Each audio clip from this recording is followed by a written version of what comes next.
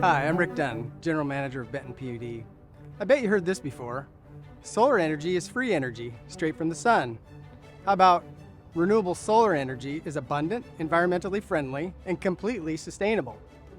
Or solar power along with wind can replace fossil fuels and lead the way to a carbon-free energy future. Finally, even though the sun doesn't shine all the time, we can easily use batteries or other energy storage technology to overcome the part-time capability of solar power. Do these statements sound too good to be true?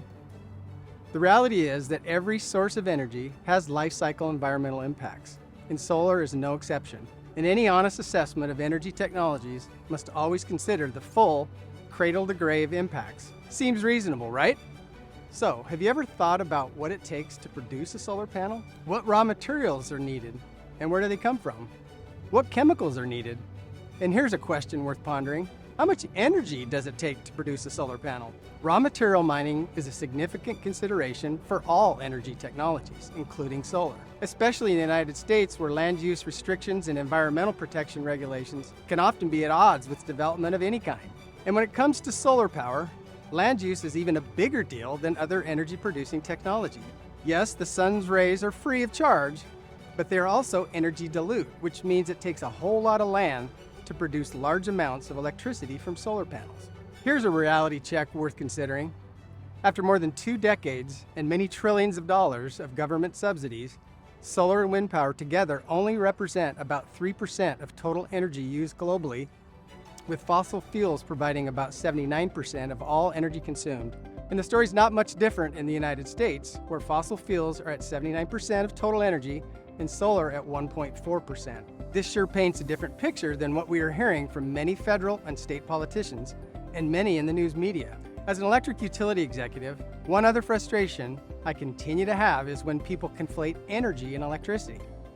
Yes, electricity is a form of energy, but it only represents about 15% of global and 37% of US energy. So when people talk about replacing fossil fuels with solar power, you'll want to keep this in mind. It's one thing to suggest we can replace electricity currently generated by fossil fuels with solar.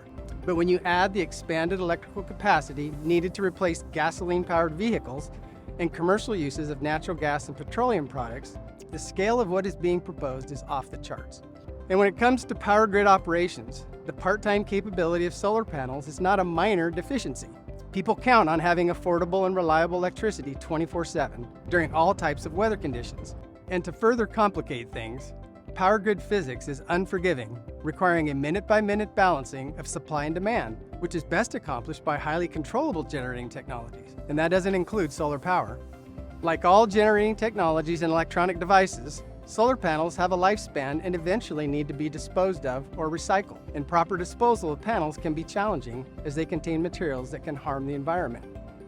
On the other hand, waste from end-of-life solar panels could represent opportunities to recover valuable materials and create jobs through recycling. But only time will tell if the hundreds of millions of solar panels already in use or planned for the future will end up in a landfill or as part of a new solar panel or other product yet to be developed. Clearly, there are good things about solar power.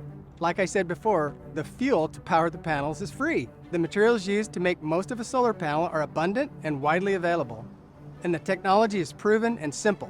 But providing abundant, affordable, and reliable electricity around the clock, no matter what the weather conditions, is not simple. And for human beings to flourish, we're going to need more energy in the future, not less. Energy systems and clean energy policies are complex and can be confusing. We trust you will learn something new no matter what your background, and that you'll use your newfound knowledge to help inform others, especially politicians. They can use all the help they can get.